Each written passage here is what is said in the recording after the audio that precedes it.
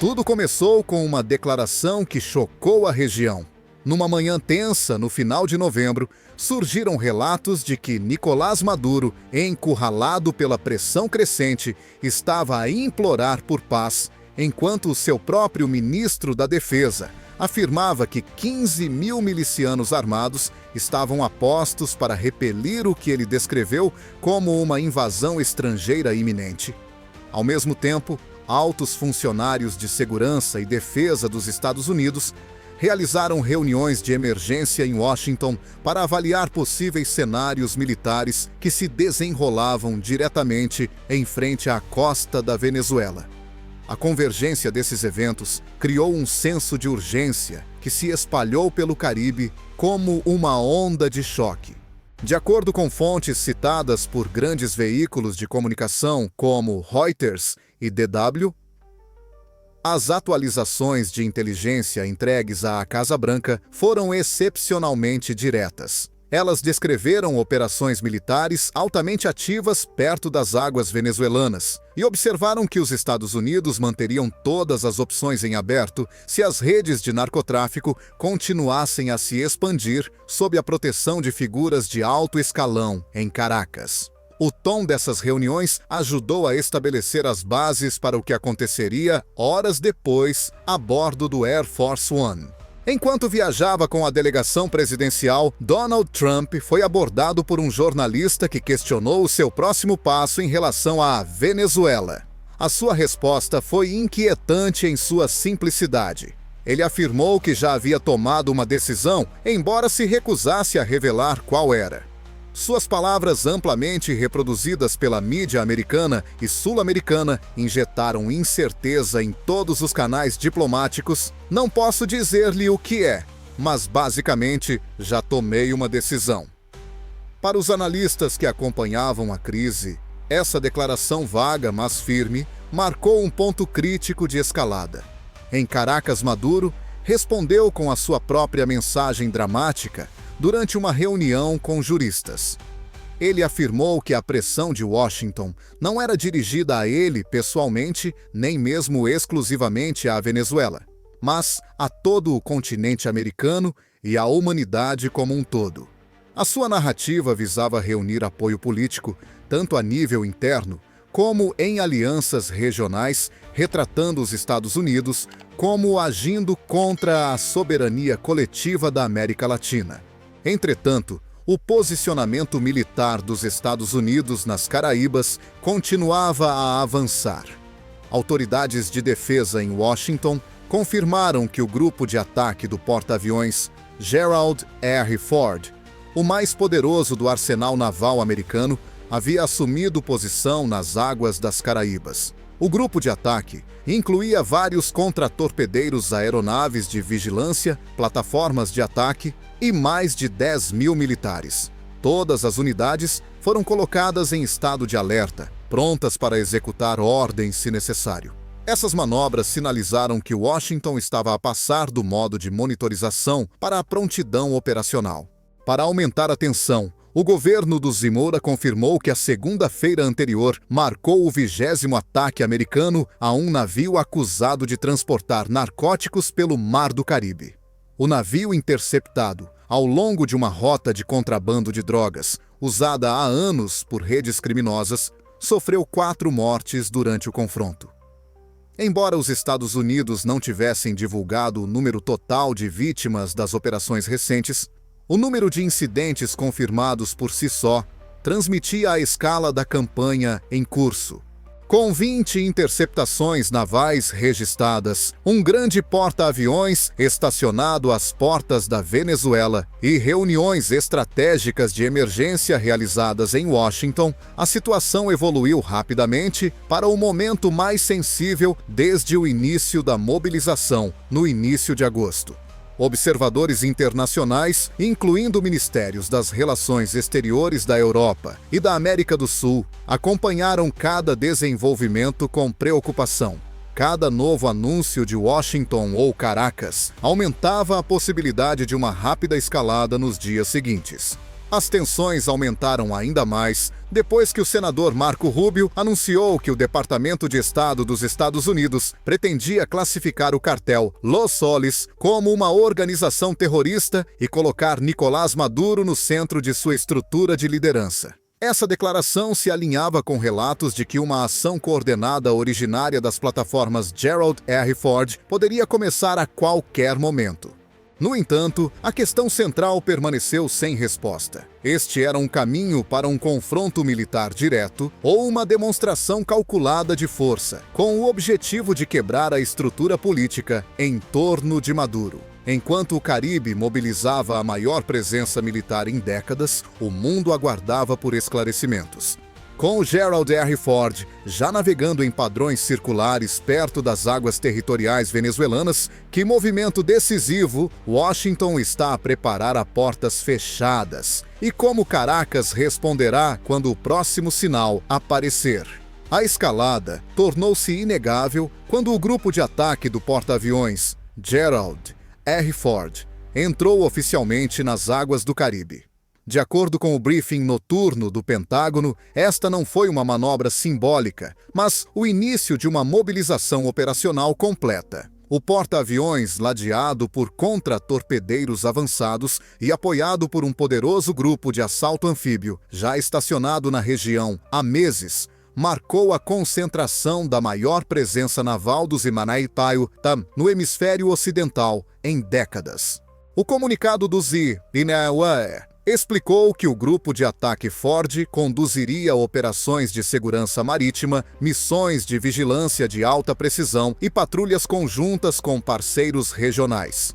A presença desses recursos, relatada por meios de comunicação como o The Wall Street Journal, criou uma mensagem inequívoca. Washington pretendia demonstrar a capacidade de neutralizar redes de narcotráfico, apoiar aliados regionais e aplicar pressão direta sobre a liderança venezuelana. O momento após uma série de interceptações de narcotráfico sugeria que os Estados Unidos estavam a preparar-se para uma fase decisiva na sua estratégia para as Caraíbas. Em Caracas, Nicolás Maduro respondeu com retórica exaltada e teatralidade pública. Diante de uma grande multidão numa praça central, ele proclamou que a Venezuela desejava a paz e denunciou o que descreveu como ameaças imperialistas. O seu discurso, transmitido pela televisão nacional, incluiu um apelo emocional ao povo americano. Ele declarou paz não apenas para a Venezuela, mas para todo o Caribe e América do Sul. No entanto, por trás das suas palavras, havia uma advertência severa. O país estava pronto para defender a sua soberania a todo custo. Ele insistiu que a Venezuela não cairia em provocações, exortando os seus apoiantes a permanecerem mobilizados e rejeitando qualquer presença militar estrangeira perto de suas costas. Durante o mesmo discurso, ele alegou que Trinidad e Tobago teria oferecido sua fronteira marítima para que potências externas conduzissem operações militares. Isso, argumentou, ele provava que as ameaças à Venezuela eram orquestradas além de suas fronteiras imediatas e exigiam uma resposta nacional unida. Não ficou claro se essa afirmação se baseava em informações de inteligência ou em estratégia política, mas ela efetivamente intensificou o sentimento público dentro da Venezuela. Entretanto, a escala da atividade militar americana continuou a crescer. Dados divulgados no âmbito da Operação Southern Lance revelaram que já tinham ocorrido 20 interseções navais nos últimos meses. Estas operações, destinadas a desmantelar corredores de narcotráfico, foram realizadas com uma combinação de forças marítimas, aeronaves de vigilância e equipas de resposta rápida. Cada interseção demonstrou não só precisão operacional, mas também a vontade de Washington de se envolver em ações cada vez mais assertivas em águas disputadas. No final da tarde, o Departamento de Estado do Securitário reiterou a sua intenção de classificar o cartel Los Soles, a rede supostamente ligada a altos funcionários venezuelanos, como uma organização terrorista estrangeira. Essa classificação, se promulgada em 24 de novembro, Como planejado, daria a Washington o poder de tomar medidas legais, financeiras e operacionais mais amplas contra indivíduos e entidades acusados de envolvimento. Analistas da BBC News e da Defense News observaram que essa medida poderia remodelar a geopolítica regional, expandindo o alcance das ações do CCAA muito além do Caribe. Enquanto mudanças diplomáticas ocorriam em Washington, Maduro tentava moldar a narrativa internamente. Durante uma cerimônia pública de oração ao lado de líderes cristãos, ele reiterou que a Venezuela não buscava conflitos e colocou o futuro da nação sob a proteção divina.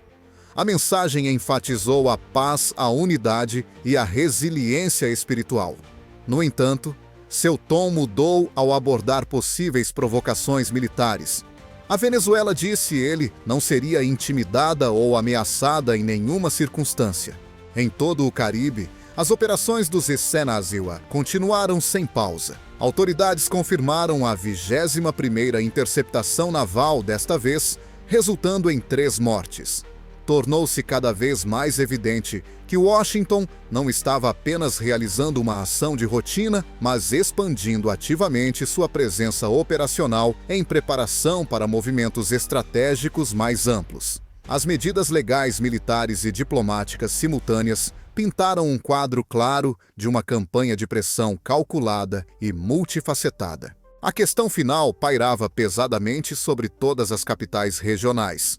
Toda essa atividade abriria caminho para negociações diplomáticas, ou a região estava testemunhando o prelúdio de um confronto histórico.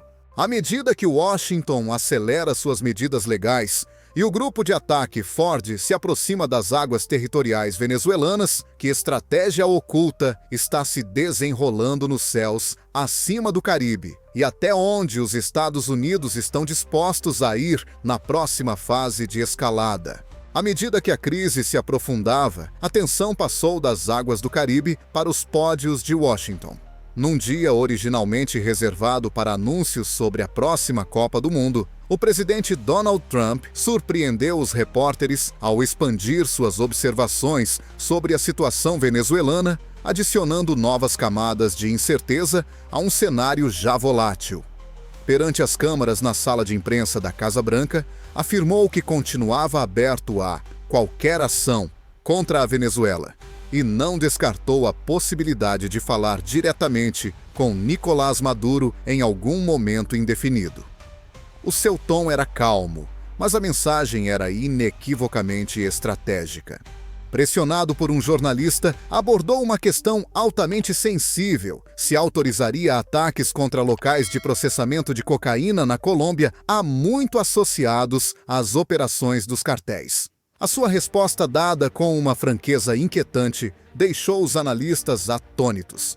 Ele disse que, pessoalmente, gostaria de fazê-lo, embora tenha salientado que não estava a anunciar nenhuma ação concreta. Para os observadores na América Latina, essa observação teve um peso enorme.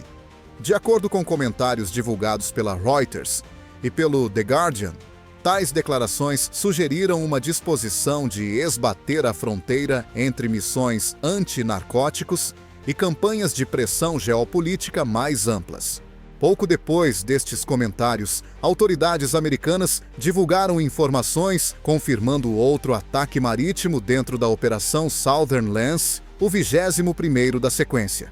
Este último incidente, que resultou em 3 mortes, demonstrou ainda mais a disposição de Washington de intensificar sua postura, sempre que a inteligência indicasse uma ameaça.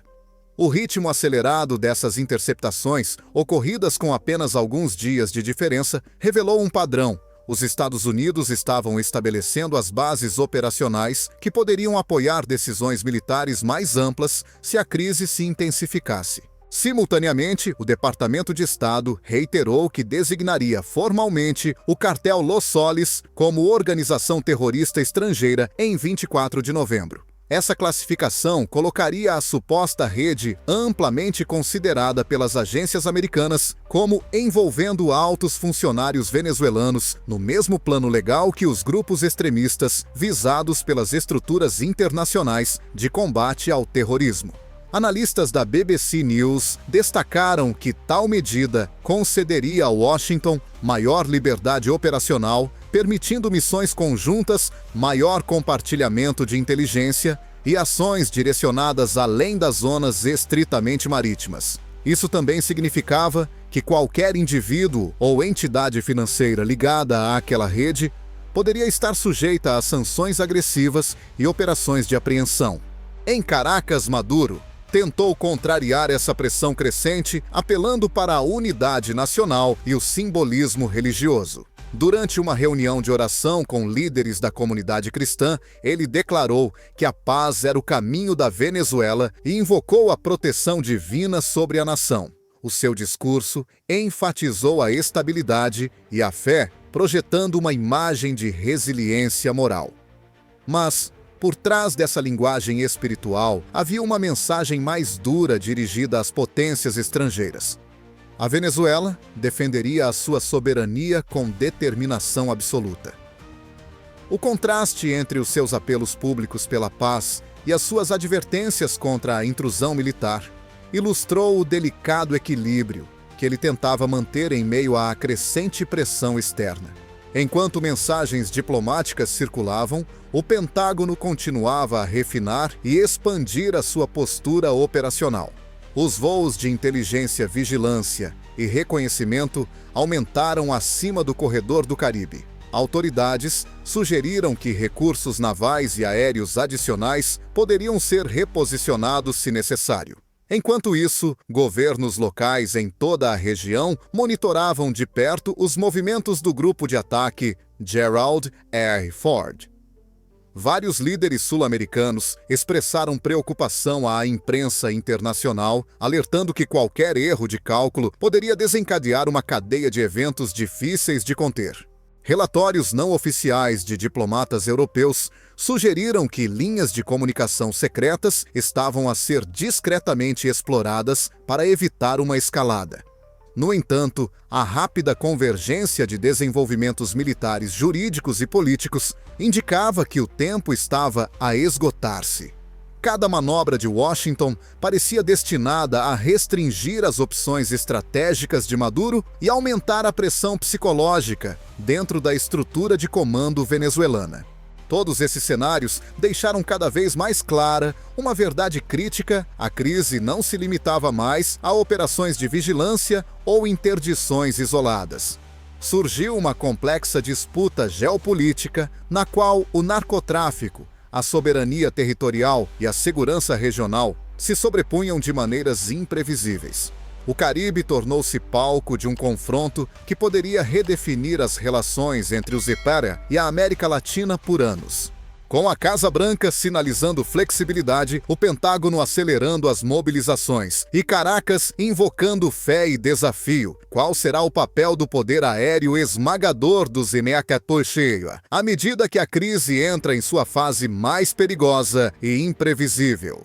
À medida que aumentavam os receios de uma escalada, o Pentágono decidiu revelar o que muitos analistas suspeitavam há semanas: os Estados Unidos não estavam a contar apenas com a pressão naval. Já tinham mobilizado um dos arsenais aéreos mais sofisticados da história moderna. Um briefing detalhado destacou o âmbito deste destacamento. E quando a lista foi tornada pública, mesmo especialistas militares experientes reconheceram que Washington se estava a preparar para um cenário muito além das patrulhas antidrogas de rotina. O primeiro recurso confirmado foi o B-52 Stratofortress, uma aeronave sinônimo de domínio estratégico de longo alcance. Este bombardeiro subsônico, equipado com 8 motores e capaz de viajar mais de 10 mil quilômetros sem reabastecimento, foi projetado para campanhas de dissuasão e ataques de precisão. A sua presença em qualquer lugar próximo ao espaço aéreo venezuelano sinalizou uma mensagem inequívoca. Embora nenhuma rota de voo tenha sido divulgada, correspondentes de defesa de fontes como DW e Jane's Defense Weekly relataram um aumento na atividade de radares de longo alcance em todo o Caribe, consistente com as operações do B-52. Juntamente com ele, o Pentágono destacou o B-1B Lancer, outro bombardeiro estratégico, mas com um perfil de missão diferente. Conhecido pelas suas asas de geometria variável e capacidade de penetração em alta velocidade, o Lancer pode transportar a maior carga útil de armas convencionais, guiadas e não guiadas, entre as aeronaves do Zebua. O seu design multimissão permite-lhe mudar rapidamente de operações de dissuasão para operações de ataque direto. Para os observadores e regionais, a presença de ambos os tipos de bombardeiros significava que Washington estava pronta para uma campanha de espectro completo que poderia evoluir rapidamente se as circunstâncias assim o exigissem. Mas a componente aérea se estendeu muito além. O P-8A Poseidon, uma aeronave versátil de patrulha marítima e reconhecimento, vinha realizando operações na região há meses. O Poseidon é especializado em guerra anti-submarina, guerra anti-superfície e coleta de inteligência. Sua capacidade de rastrear formações navais e retransmitir dados de alvos em tempo real o torna um dos ativos mais valiosos para qualquer grupo de ataque de porta-aviões. Com o Gerald R. Ford a navegar perto das águas territoriais venezuelanas, o Poseidon assegurava que todos os movimentos no Mar das Caraíbas fossem monitorizados com precisão cirúrgica. A complementar estas plataformas estavam as aeronaves Bell Boeing Bravo 22 Osprey, capazes de descolar e aterrar verticalmente. Combinando a mobilidade de um helicóptero com a velocidade e o alcance de um turbohélice, o Osprey é frequentemente utilizado para o rápido destacamento de tropas, transporte de equipamento e evacuações táticas. A sua presença sugeria que o Pentágono se preparava para uma ampla gama de contingências, desde operações humanitárias a missões de resposta rápida caso a situação se deteriorasse. A componente de caças acrescentou mais uma dimensão. O F-35 Lightning II tinha sido registrado a operar no corredor mais amplo das Caraíbas. Esta aeronave, com o seu design aerodinâmico avançado, capacidades de detecção de longo alcance e sistemas de mira de precisão, é fundamental para a doutrina moderna de superioridade aérea do Zebua. Os seus sensores permitem-lhe detectar ameaças terrestres e aéreas muito antes de ser detectado. Especialistas observaram que se a crise se transformasse num conflito ativo, o F-35 provavelmente lideraria qualquer campanha inicial de supressão ou ataque de precisão. Além disso, informações de inteligência sugeriam que o AV-8 Bravo Harrier II, conhecido por suas capacidades de decolagem e aterragem vertical, estava entre os recursos aéreos posicionados para operações. O Harrier é especializado em destruir alvos terrestres, interceptar ameaças e apoiar escoltas de helicópteros. A sua flexibilidade torna-o ideal para missões em espaços apertados e disputados, exatamente o tipo de ambiente que um confronto no Caribe poderia produzir. No entanto, talvez a implantação mais significativa do ponto de vista estratégico tenha sido o drone MQ-9 Reaper. Este veículo aéreo não tripulado foi projetado para coleta de inteligência, alvos sensíveis ao tempo e ataques de precisão. A sua resistência e sistemas de vigilância permitem-lhe monitorar vastas áreas por longos períodos. Em teatros em rápida evolução, o Reaper atua como um caçador silencioso, fornecendo informações acionáveis que podem moldar operações inteiras sem nunca ser visto. Para os analistas que acompanhavam a situação, essa presença aérea combinada marcou um ponto de viragem. Washington estava a demonstrar não apenas o seu alcance avassalador, mas também a sua prontidão para conduzir operações em camadas envolvendo vigilância, dissuasão e capacidades ofensivas rápidas. Cada tipo de aeronave formava uma peça de uma estratégia muito maior que combinava pressão política com postura militar. À medida que essas mobilizações continuavam, a tensão dentro da Venezuela aumentava. O governo de Maduro lutava para interpretar as intenções de Washington sem saber ao certo se o aumento do contingente tinha como objetivo forçar negociações ou preparar um ataque sem precedentes. Os comandantes militares em Caracas aumentaram discretamente os níveis de prontidão, enquanto a mídia estatal alternava entre mensagens de paz e avisos desafiadores. Em meio a essa atmosfera, ministérios das relações exteriores de toda a América Latina expressaram suas preocupações. Alguns temiam que mesmo um pequeno erro de cálculo, uma violação acidental do espaço aéreo, um sinal de radar mal interpretado, pudesse desencadear uma reação em cadeia que nenhum dos lados poderia controlar facilmente. Com o céu do Caribe agora repleto de bombardeiros estratégicos, caças furtivos, aeronaves de patrulha e caças não tripulados, o mundo deve enfrentar uma questão urgente. Este enorme destacamento aéreo é o aviso final antes que a diplomacia assuma o controle ou a contagem regressiva silenciosa para a primeira ação militar decisiva. À medida que o reforço aéreo e naval se intensificava, Washington abriu outra frente destinada a atacar as bases políticas da estrutura governamental de Nicolás Maduro. Desta vez, o campo de batalha não era o Mar do Caribe, ou os céus acima dele, mas o domínio do direito internacional, das finanças e da política antiterrorista. O Departamento de Estado do Zipulce Neisewa confirmou que em 24 de novembro designaria formalmente a Rede Los Solis como uma organização terrorista estrangeira, colocando sua suposta liderança direta ou indiretamente sob a autoridade de Maduro. Essa medida expandiria drasticamente o alcance legal de Washington, permitindo sanções, congelamento de ativos, cooperação transfronteiriça de inteligência e uma justificativa mais ampla para futuras operações sob mandatos de contra-terrorismo. Analistas da Reuters e da BBC News explicaram que essa estratégia permitiria às agências americanas visar não apenas indivíduos dentro da Venezuela, mas também aliados financiadores e apoiadores logísticos em toda a América Latina e Europa. Em termos práticos, qualquer pessoa ligada a Los Solis poderia enfrentar investigação imediata, pressão de extradição ou apreensão de bens. Era uma forma de guerra que não dependia de mísseis ou navios de guerra, mas trazia consequências capazes de remodelar redes políticas inteiras.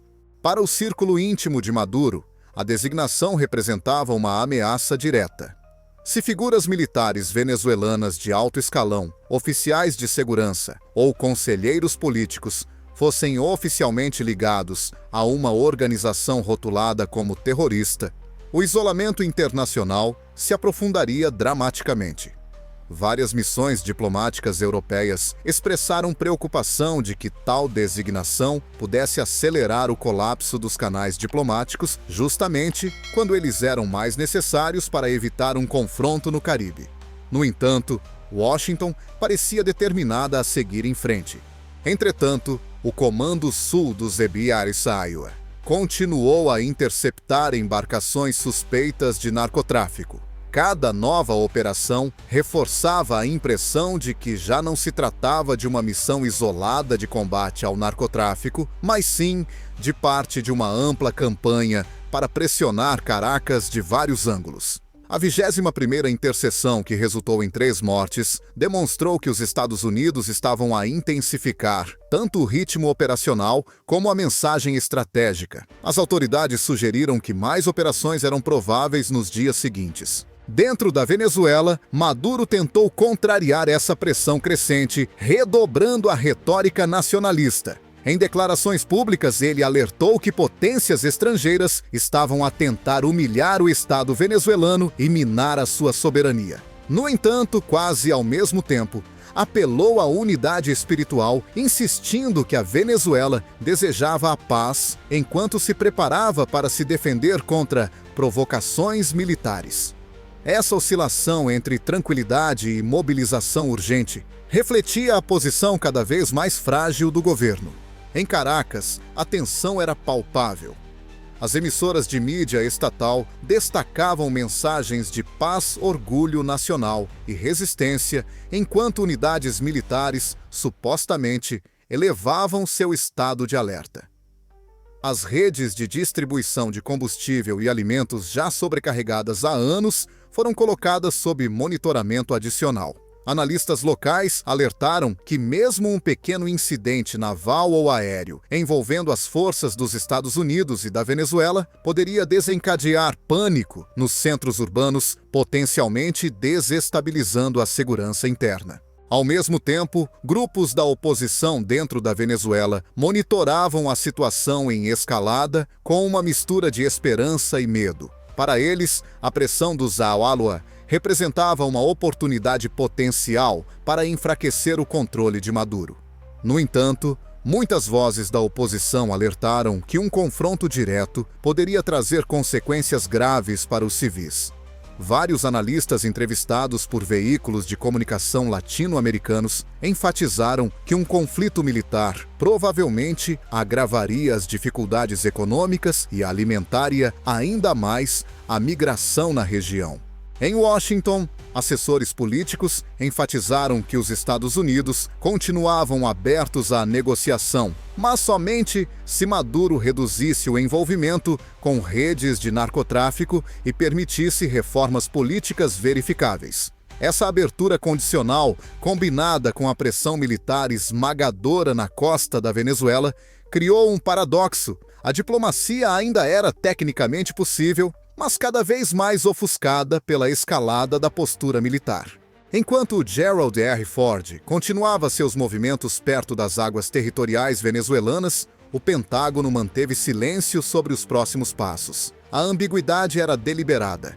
Ela deixou Maduro incerto, forçou os atores regionais a reavaliar suas alianças e manteve os observadores internacionais em alerta. Para a região do Caribe, os riscos aumentavam a cada hora. Com os instrumentos navais aéreos e jurídicos mais avançados, agora em ação, a crise não era mais uma possibilidade distante, mas uma realidade em desenvolvimento, um confronto multifacetado em que cada decisão trazia consequências geopolíticas duradouras. Com o endurecimento da estratégia jurídica de Washington e o reforço militar a atingir níveis sem precedentes, que decisão final irá moldar o destino da região, um avanço negociado ou um confronto histórico que poderá redefinir o poder em todo o Caribe?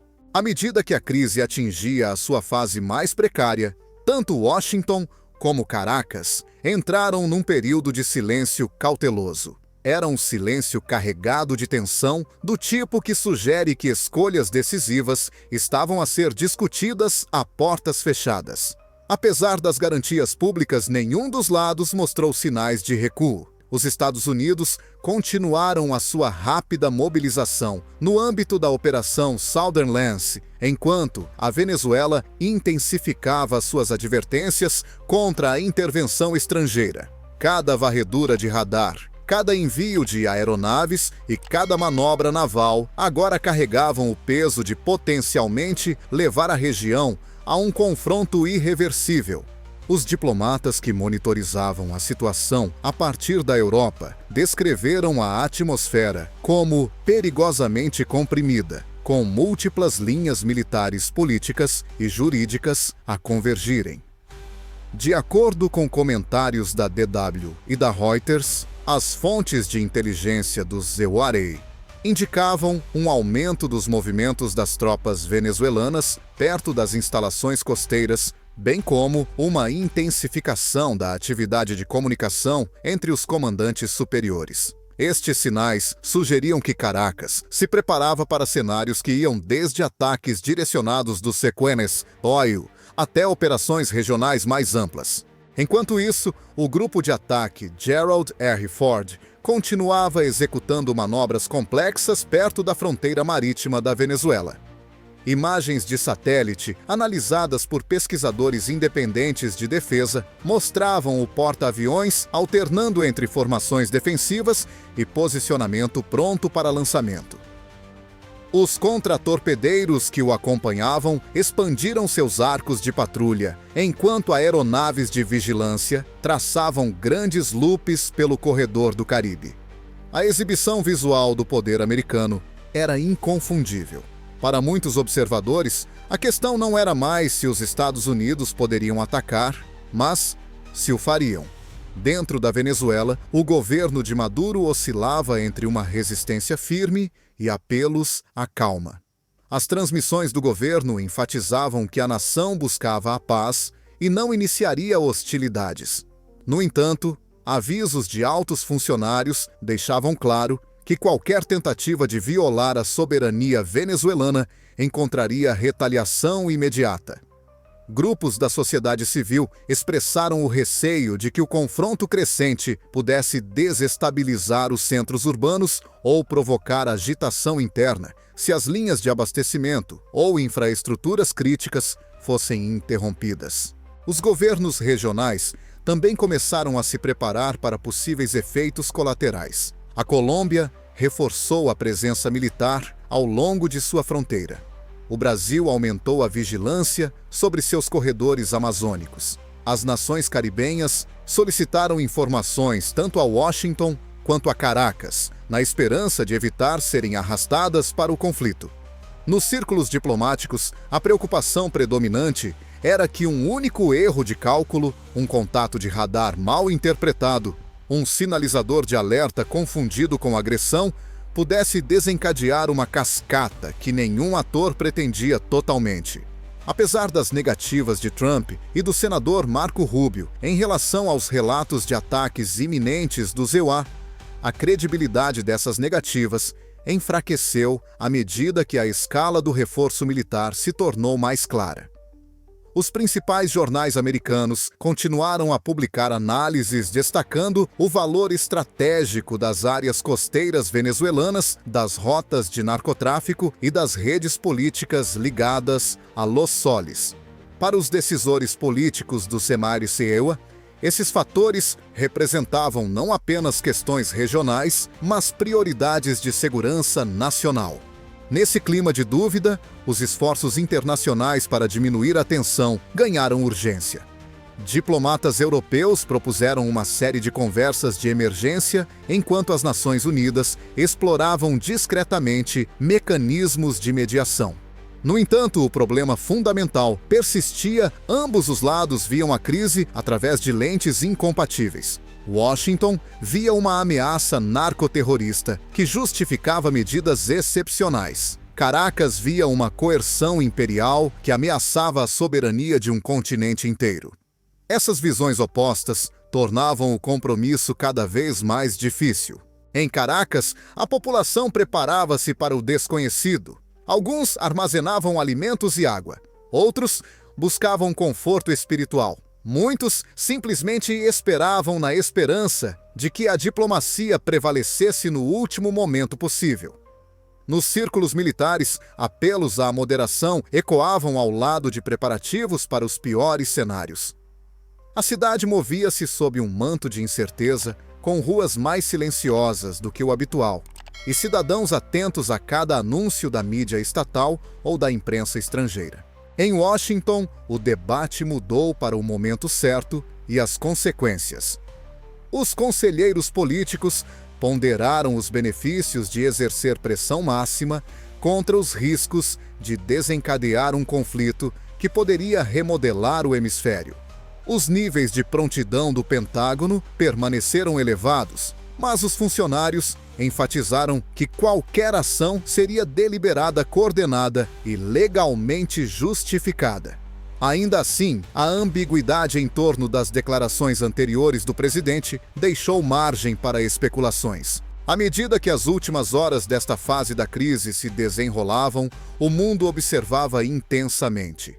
A pressão do CEMAR-CEUA acabaria por forçar Maduro a negociar, ou um erro de cálculo transformaria as Caraíbas no epicentro de um confronto histórico. Cada sinal, cada declaração e cada manobra militar sugeriam que o resultado estava por um fio. Com forças mobilizadas, alianças tensas e canais diplomáticos estreitados, a região enfrenta um momento decisivo. Será que o próximo anúncio trará um avanço diplomático ou marcará o início de um novo capítulo de conflito no hemisfério ocidental? Em momentos como este, quando as tensões globais aumentam e a incerteza toma conta de regiões inteiras, a informação torna-se mais crítica do que nunca. A situação que se desenrola entre os Estados Unidos e a Venezuela não é apenas uma disputa geopolítica distante. É uma história em desenvolvimento que afeta rotas comerciais, estabilidade regional, meios de subsistência da população civil e o equilíbrio de poder em todo o hemisfério ocidental. Compreender a dinâmica real por trás de cada manobra militar, anúncio legal e declaração diplomática é essencial para quem procura entender este cenário em rápida mudança. Este canal está empenhado em fornecer análises claras, factuais e oportunas para que os espectadores com mais de 40 anos possam manter-se informados sem o ruído e a especulação que muitas vezes obscurecem as grandes crises internacionais. Se acredita que informações confiáveis são importantes e se deseja acompanhar a evolução desta história nas próximas horas e dias, não deixe de apoiar o canal. Acha que a estratégia de Washington forçará uma resolução pacífica ou que a região está inevitavelmente a caminhar para um confronto? Como os países vizinhos devem responder? E que resultado acredita que traria estabilidade a longo prazo para as Caraíbas? As suas perspectivas são importantes e a sua voz ajuda a moldar discussões significativas sobre estes eventos decisivos. Se achou esta reportagem valiosa, considere subscrever, deixar um comentário e partilhar as suas ideias. Cada interação ajuda a comunidade a crescer e garante que mais pessoas se mantenham informadas durante momentos de tensão global. Obrigado por assistir e fique atento, pois continuaremos a acompanhar todos os desenvolvimentos desta crise sem precedentes.